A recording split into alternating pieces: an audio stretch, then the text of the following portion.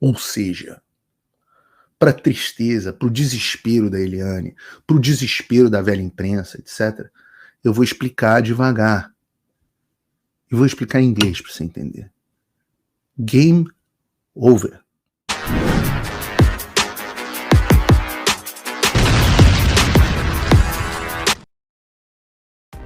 Faça o tal do triplo C.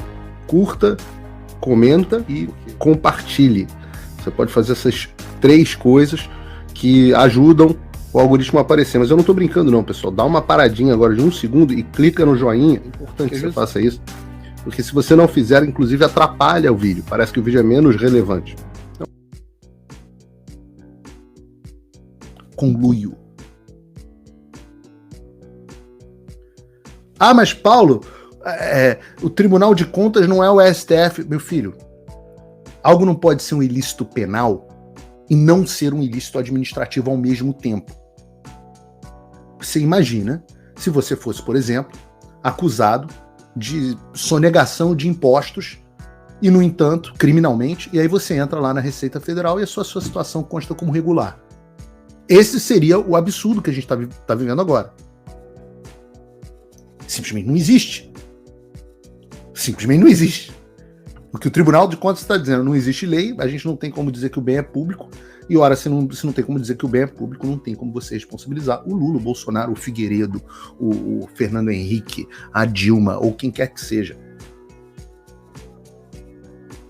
E eu procurei a defesa do Bolsonaro, doutor Paulo Cunha Bueno, que eu disse aqui que eu entrevistei longamente, agora há pouco, eu disse isso, ele me mandou uma nota dizendo o seguinte: a dinâmica envolvendo os relógios presenteados ao presidente Lula em mandatos anteriores em nada destoa daquela referente aos presentes do presidente Bolsonaro.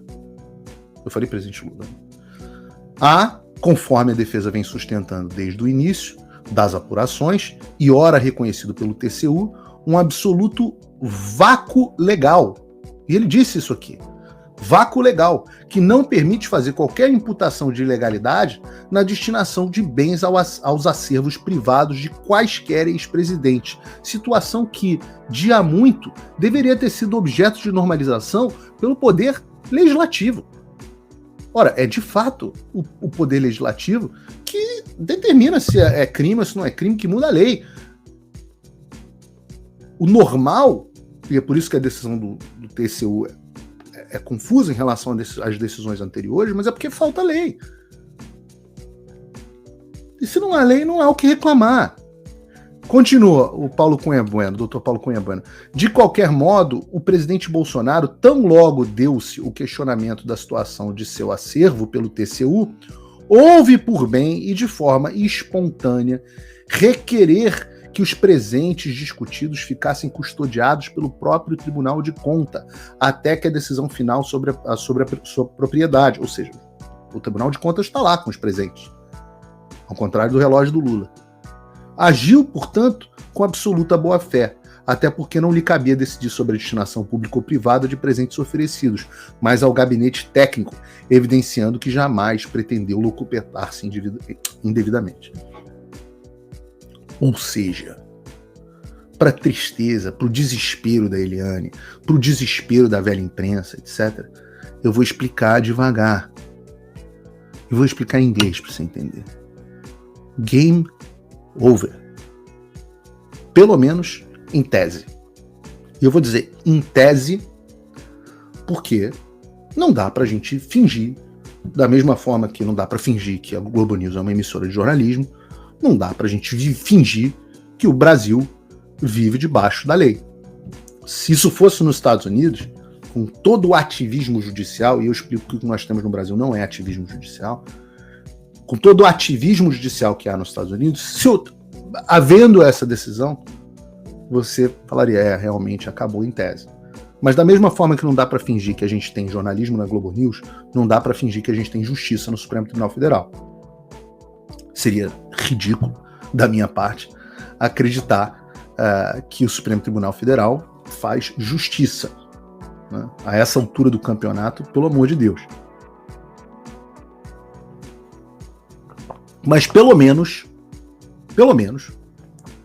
a PGR fica numa posição mais difícil, com base naquela porcaria de denúncia que escreveu a Polícia Federal. A polícia do Xandão, de quem a gente vai falar. E o objetivo dessas decisões, a grande vitória nessas decisões é o quanto será que vai haver de constrangimento, não só para o Alexandre, mas para o Paulo Gonet, por exemplo. O quanto de constrangimento que vai haver para ele forçar a barra só para condenar o Bolsonaro. Então, o tamanho da ginástica olímpica, que o Brasil é medalhista, não à toa, para conseguir condenar o Bolsonaro, que o Paulo Gonet vai precisar fazer, é muito grande. Aí você vai ter o seguinte cenário, né? Você tem um Lula descondenado no maior esquema de corrupção da história do mundo, depois de ser condenado em 3 instâncias, isso aqui, e do outro lado um Bolsonaro condenado por crimes inexistentes, fajutos, num julgamento sumário feito por um desafeto, no caso, o Alexandre. Assim, é uma narrativa, como diz o Lula. A gente lembrou aqui que o Lula falou para o Maduro que o problema do Maduro é que ele tinha que melhorar a narrativa dele, e a narrativa passa a ficar muito ruim. Já é muito ruim. E ela vai estourar mais cedo ou mais tarde. Tá na cara isso para todo mundo.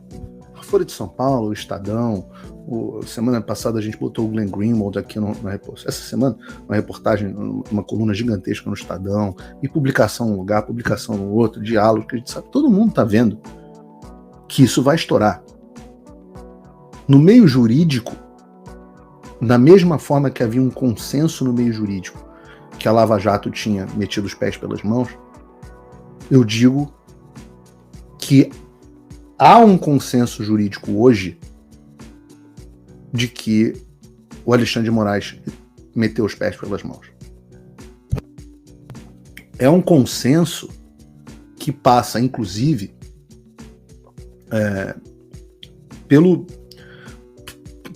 a confirmação de outros dentro da corte. Como que vão resolver esse problema? A pressão para que o Alexandre encerre os inquéritos é muito grande.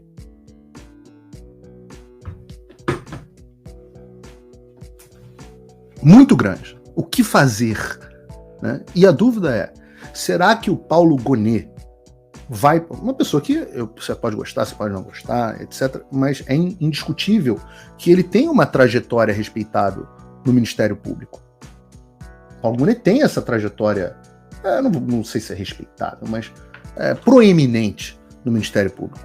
Inclusive, conversando com o Deltan Dallagnol, uma vez, com quem vocês sabem eu desenvolvi uma boa relação, o Dallagnol disse que tem esperança que o Gonet tente minimamente preservar a sua biografia. Eu não sei. Né? No final das contas, todos esses inquéritos fajutos vão cair no colo do Gonet. Ele vai ter que decidir o que vai fazer com os inquéritos de fake news, de milícias digitais, o inquérito do GORP, etc. Ele vai ter que decidir o que fazer. Quem que denuncia, quem que não denuncia. E a gente tem que reconhecer. Ele vai ter que fazer isso com base em um trabalho que o próprio Ministério Público diz é tosco da Polícia Federal. E eu sempre achei, eu li as denúncias da Lava Jato, e eu acho que a partir de um determinado momento, a operação começou a ficar muito grande, e o Moro começou a passar boi e passar boiada, né? Os agentes públicos se sentem desincentivados. Eles não precisam realmente produzir nada, porque o juiz vai dar o que eles pedirem. E eu acho que a Lava Jato se tornou capenga. Com decisões capengas, com denúncias capengas. Tem um problema inerente no fato de que quando as coisas chegam nas instâncias superiores, você tem subprocuradores que não estão envolvidos com operação, enfim, tem problemas grandes nesse sentido. Mas se a Lava Jato tinha decisões e denúncias e representações capengas, a Polícia Federal faz um trabalho, vocês me desculpem, de semi-analfabeto. Semi-analfabeto. E a comunidade jurídica inteira sabe disso. O Brasil inteiro sabe disso. A população percebeu isso. E por isso, a Polícia Federal, outrora a grande Polícia Federal, heroína, agora a Polícia Federal sofre uma crise de reputação, a ponto deles serem chamados de cachorrinhos do Alexandre de Moraes. Olá, e eu espero que você esteja aproveitando esse vídeo. O canal Olavo do Carvalho foi criado por apoiadores do jornalismo independente, dedicados a garantir que a minha voz e a de outros não sejam silenciadas. E eles fazem um ótimo trabalho. Por isso, se inscreva no canal e curta o vídeo. Aqui você vai encontrar diversos cortes rápidos dos meus programas e de outros grandes nomes. Mas se você quiser assistir ao vivo o meu programa na íntegra, basta você acessar o meu canal e o site do Paulo Figueiredo Show. Está ao vivo todas as terças e quintas, às 3 da tarde. No meu site você também pode apoiar o meu trabalho. Todo o meu programa é financiado pelos assinantes e cada contribuição faz uma enorme diferença. Assinar é fácil e acessível. E eu ainda criei um cupom exclusivo de desconto para o Olavo do Carvalho, que oferece 20%. Com isso, você pode me apoiar com apenas um pouco mais de $5 por mês, que é menos do que uma promoção do Big Mac. Além disso, você ganha acesso a conteúdos e análises exclusivas, além de desconto nos meus cursos. O link e o cupom estão na descrição. Agora, se você está numa condição de vida abençoada, talvez você possa dar uma contribuição mais significativa, tanto financeira quanto intelectual, se tornando meu patrono Gold. Com um compromisso de $50 por mês, você faz parte do nosso grupo de WhatsApp, participa das nossas reuniões mensais de Zoom, dos encontros presenciais e também tem acesso a mim direto por e-mail, que você pode utilizar para contribuir com as suas ideias. E você vai se juntar a um grupo de pessoas de elite preocupadas com o Brasil. Você imagina o impacto que você vai poder causar. Desde dezembro de 2022, eu continuo com todas as minhas redes sociais bloqueadas no Brasil, as minhas contas e meus ativos congelados, meu passaporte cancelado, tudo a mando do Alexandre sem justificativa. Então, se você tem condições e quer ajudar mais o seu país, mas não sabia como, essa é a oportunidade que você estava esperando. Junte-se a nós, faça a diferença e não me deixe sozinho.